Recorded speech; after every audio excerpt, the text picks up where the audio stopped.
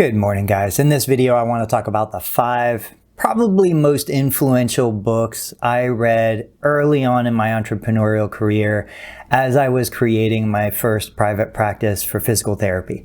So I created a post. I'll link the post down below in this video and the video description. But number 1 was absolutely the E-Myth Revisited by Michael Gerber. That was the foundational book. Now, it's not going to teach you how to run a business. It's not going to give you the logistics. It's not going to give you any of the technical stuff. What it is it will prepare you from a mindset perspective to understand what is the difference between a business and a job, working on your business instead of in your business.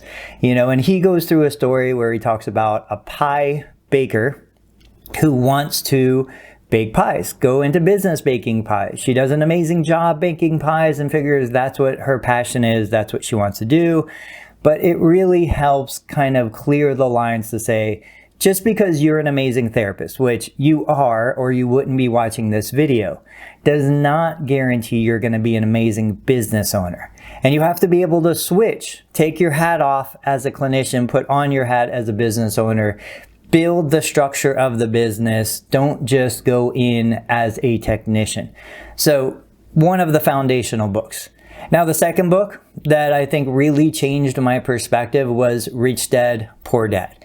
And this is a story where the author goes through talking about his friend's dad, who was the rich dad. His dad was the poor dad. His dad had a university job. He was an educator. His foundational belief was get a good education, get a good job, you'll have security.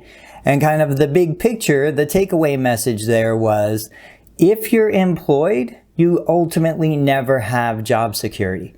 Coming out of this pandemic, started last year, one of the first things we realized was, if you're employed, no matter what, you are one of the people on the chopping block. Who is not going to get fired? The owner of the business.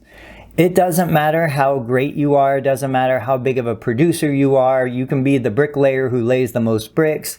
At the end of the day, as the company has to make those changes, you are on the chopping block. And what's happened now is you've spent 5 years, 10 years, 20 years building your skill as an employee, but you haven't built independence. And so the idea behind Rich Dad, Poor Dad is, if you understand how money works, if you understand how business works, you have the skills to maintain and protect your independence.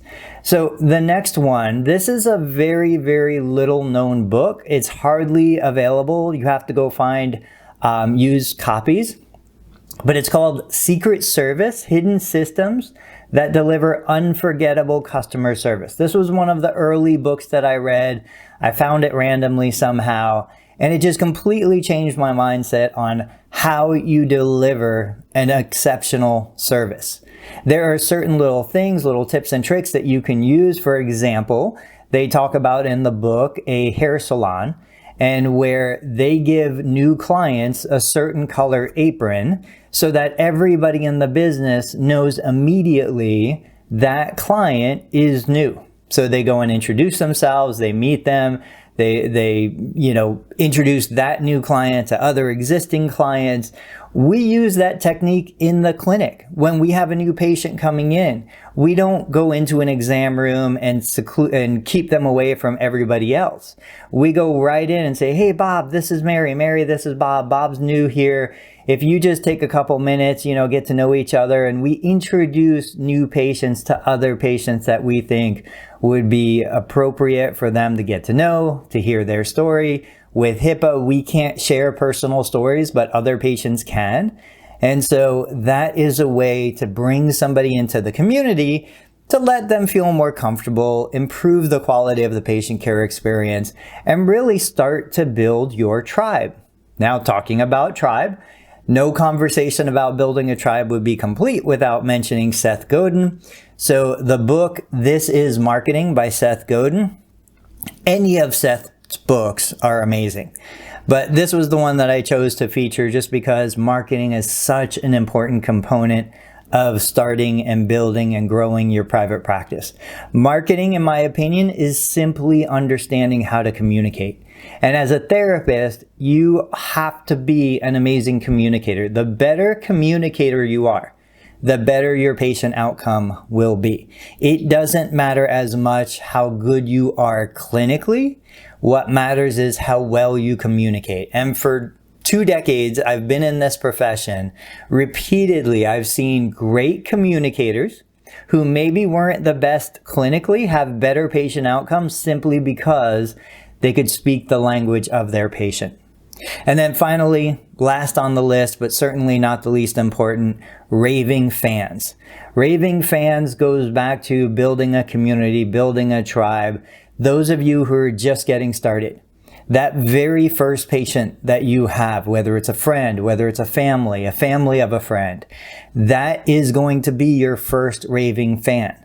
That person has to be an ambassador for your company. Go out there and tell everybody about it. But if you don't recruit them to do that, if you don't give them the opportunity to support you, they're not going to think of that naturally, especially if they're not an entrepreneur, if they're not a business owner.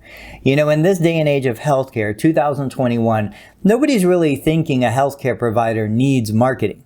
Everybody assumes doctors are booked up, they're 3-4 week wait lists. Nobody is going to think you need help unless you bring them into the process.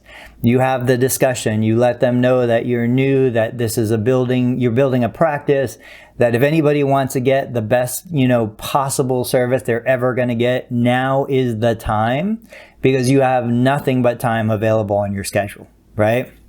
So raving fans, it's a staple, absolutely one of the greatest books about building a tribe. This is my top 5 list. I would love to hear now from you. There are so many other books out there, Good to Great, Ask One Thing. There too many to mention. Let me know in the YouTube comments your 3 favorite business books, the 3 books that absolutely changed the trajectory of your business growth. Post them in the YouTube comments so others can see what else to read, because I'm sure probably most of you watching this have read all or some of these books. Otherwise, guys, as always, I appreciate your support. I appreciate your time. Like the video, subscribe to the channel. And if you want specific content answering specific questions, let me know in the comments below. I'd love to produce that for you. I'll catch you guys on the next video.